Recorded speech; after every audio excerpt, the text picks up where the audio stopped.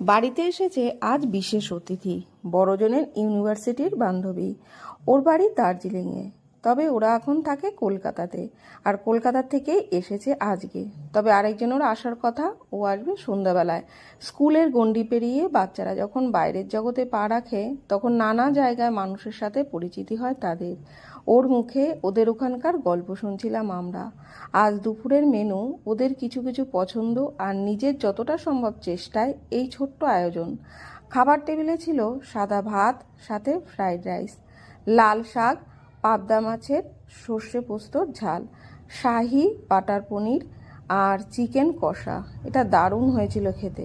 জলপাইয়ের চাটনি আর শেষে মিষ্টি দই। আয়োজন খুব সামান্য হলেও আমাদের অতিথি প্রতিটি খাবারই ভীষণ তৃপ্তি ও আনন্দ করে খেয়েছে। ভিডিওটি ভালো লাগলে লাইক, শেয়ার ও কমেন্ট করবেন আর চ্যানেলটিকে সাবস্ক্রাইব করে পাশে থাকবেন। ধন্যবাদ।